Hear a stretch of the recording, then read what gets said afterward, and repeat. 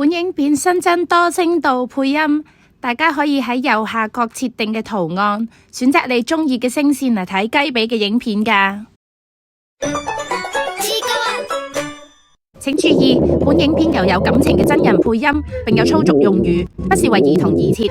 喺影片開始之前，多謝以上嘅金主鼓勵同支持，大家記得按下訂閱，先唔會錯過之後關於黐卡哇或者捉 bear 嘅資訊。大家期待已久嘅捉 bear解說即將開始，為咗大家日後睇佢嘅漫畫解說有個概念，今篇會先介紹成個捉 bear 嘅世界同埋關於佢嘅周邊事蹟。一、捉 bear 嘅由來，相信大家一早已經見過捉 bear 呢隻白色生物。喺2014年 LINE 自製表情包貼紙興起嘅時候，當時嘅長野老師就想喺 LINE 度整一款中意自我嘲諷嘅角色，同時又可以保持低調嘅形象，最緊要係簡單易畫，就係咁樣，捉 bear 就出現喺大家嘅眼前啦。查實捉 bear 日本原名叫做自分ツッコミクマ，直譯中文就係叫自我吐槽熊，喺香港或者國內就會叫做自嘲熊，但係因為ツッコミ呢個字喺韓文比較直接難攞嚟用，所以喺引進韓國嘅時候就沿用英文名捉 bear。見時機成熟，長野老師就喺2016年開咗個 Twitter 賬號，即係而家嘅 X， 開始發布捉 bear 嘅資訊。不過今次就再唔係簡單嘅表情包，而且係有故事性嘅漫畫同埋插圖，而且越嚟越多人中意去睇，包括雞髀在內。去到而家，捉 bear 已經有一個相當完整嘅世界觀，而且個世界觀比起黐卡哇更加黑暗，有趣得嚟又有啲古怪。而捉 bear 亦都成為長野老師嘅代表作之一，尤其係食物吃播漫畫為主。影片嘅後邊就會有詳細嘅講解。捉 bear 嘅作者係邊個呢？佢就係鼎鼎大名嘅長野老師，或者叫做那加羅。年齡唔知，淨係知道佢係一個靚女。黐卡哇都係出自佢嘅手筆，提醒大家，雖然作者係一個靚女，但係捉 bear 嘅性別係唔知道㗎。聽講長野老師有好多獨特嘅口味，例如好中意食炒雞，而可樂餅之歌同魚肉腸之歌嘅作曲作詞都係出自長野老師自己一個人作出嚟㗎。長野老師曾經喺沖繩嘅宮古島住過1年左右，都幾熟悉當地嘅風土人情，所以佢畫風獅嘅時候就加咗好多沖繩嘅元素落去。而家大概住咗喺關東地區，屋企養咗3隻貓咪，最中意就係去旅行同埋係咁食嘢。老師都幾中意食辣嘅嘢，同埋屋企樓下七仔或者羅神嘅即食嘢食，通常都會用嚟送走。聽講佢做到通頂之後，就會幫襯嗰啲深宵拉麵鋪頭。佢喺 Twitter 連載漫畫出現問題嗰陣，就會成日自嘲自己。3. 捉 bear 嘅特性，捉 bear 係一隻可愛活潑嘅白熊，全身都白色，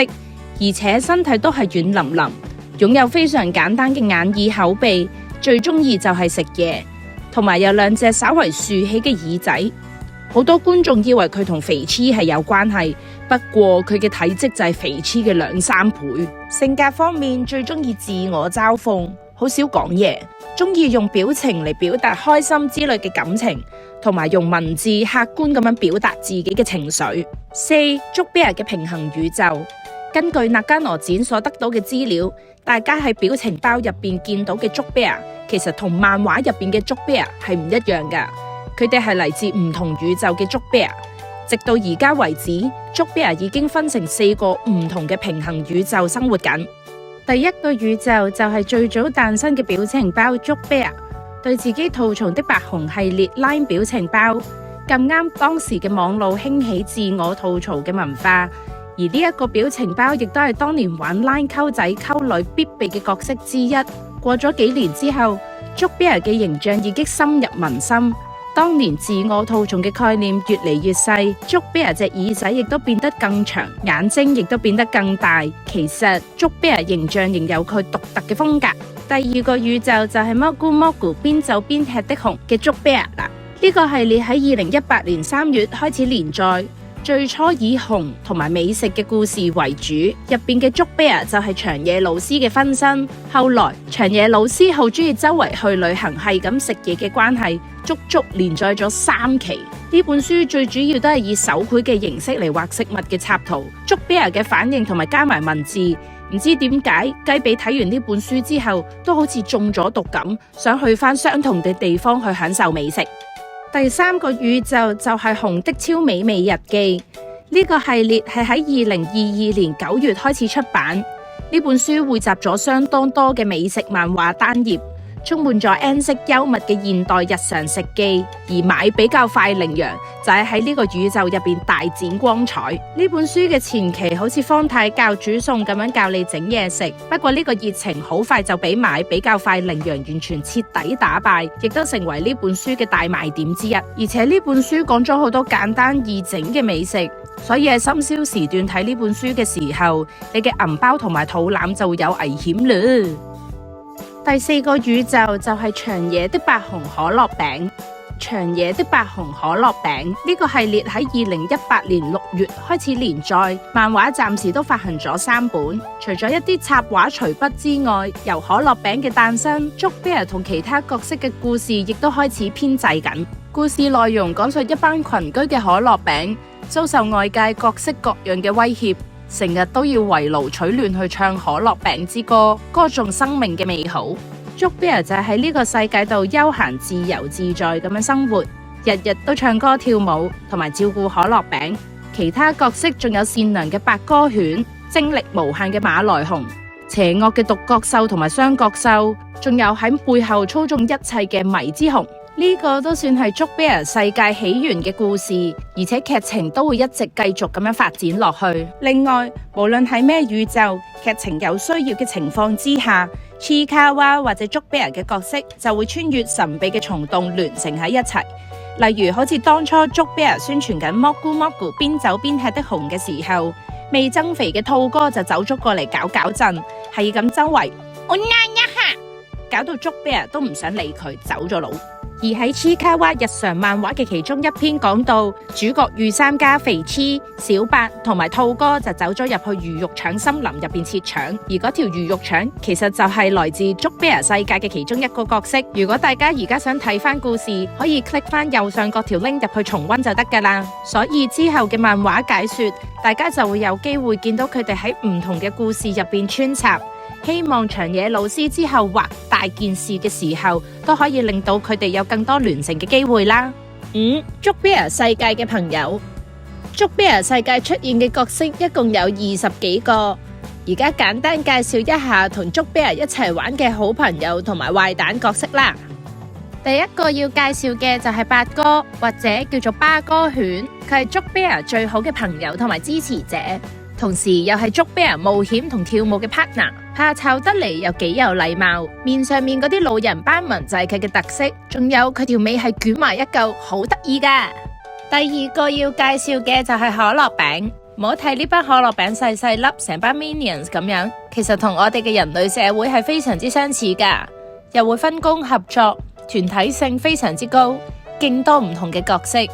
細心啲睇，仲會發現佢哋係有牙齒噶，得閒冇嘢做嗰陣就會圍埋一齊唱歌。而且每一個可樂餅後面都有佢哋嘅故事同埋特色。上面呢一幅圖其實只不過係一個非常簡單嘅介紹，之後再會同大家逐一介紹佢哋背後嘅故事。第三個介紹就係大狗，佢係一隻心地善良嘅混血狗，大到可以俾可樂餅同埋竹啤兒做坐騎，平時就中意食狗糧。不過就證明唔到佢係咪俾人領養緊，眉毛係佢最吸引人嘅地方。第四個要介紹嘅就係馬來熊，喺漫畫故事入邊，竹啤兒係有啲驚佢噶，但係馬來熊就好鬼中意竹啤兒，而且馬來熊擁有壓倒性嘅力量，試過有一次大叫嗰陣，仲要震爆咗玻璃啊，直情將竹啤兒震到飛起。角色設定有啲似兔哥，聽講佢擁有時光倒流嘅神秘能力，而且有好多同族嘅兄弟姊妹。6. 竹啤兒世界嘅壞蛋。第一個要介紹就係僵屍貓，其實佢係一隻貓，好似小白咁樣會成日吐毛出嚟嘅。故事有提過佢個細佬住喺好遠嘅地方。第二個要介紹嘅就係卓白卡布拉，類似蜥蜴咁樣嘅不明動物，有隻勁可愛嘅龍貓坐騎。話說嗰隻龍貓曾經咬過竹啤兒之後，就俾卓白卡布拉教到聽聽話話。不過卓白卡布拉有時都會將其他人帶去隱世之家，暫時都仲未知道呢個角色係好人定係壞人。第三個要介紹嘅就係麻薯福袋，佢成日都會為城市帶嚟災難嘅神秘角色，一下子就可以將自己啲手手腳腳扭斷晒。只要講しみしみの大根，即係非常入味嘅蘿蔔，講夠3次就會自爆噶啦。第四個要介紹嘅就係二角獸同埋獨角獸，佢哋係孖生嘅惡壞蛋，為咗娛樂自己，成日都虐待捉 bear 世界唔同嘅角色。如果要分佢哋兩個嘅話，除咗顏色同埋隻角之外，佢哋嘅尾巴同埋頭髮都係唔同噶。第五個要介紹嘅就係迷之熊，佢個樣同捉 bear 都差唔多，但係佢係捉 bear 嘅死對頭嚟噶，成日都有個好恐怖嘅笑容掛喺佢嘅面上。佢嘅手下有獨角獸、二角獸、僵屍貓等等。簡單嘅角色介紹大致就係咁多，其他未出現嘅角色會喺之後嘅漫畫解說先至再同大家講解。7. 捉 bear 嘅相關資訊，如果大家想睇到捉 bear 嘅官方資訊、周邊購入同埋快閃活動，大家可以睇畫面上面嘅呢個網址去了解一下。如果想用廣東話去了解捉 bear 嘅漫畫解說，歡迎大家繼續留意雞俾我呢一個 channel 啦。粵語版嘅自嘲紅世界分析篇大致就係咁多，歡迎大家留言講下對呢一篇有啲乜嘢睇法，中意嘅可以俾個心心同埋訂閱呢一個 channel 支持一下。記得仲有 share 俾更多中意黐卡哇或者捉 bear 嘅朋友睇啊！最後我哋一齊重溫一下魚肉腸腸之歌啦！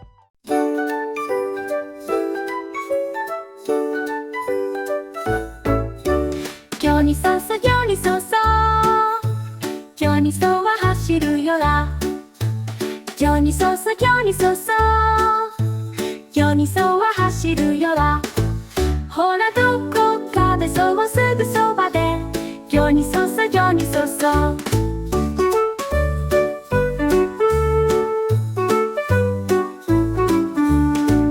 青い空の下鳥が歌うよにそは走るよら雲の上まで舞い上がるよにそは走るよらほらどこかでそうすぐそばでよにそそよにそそ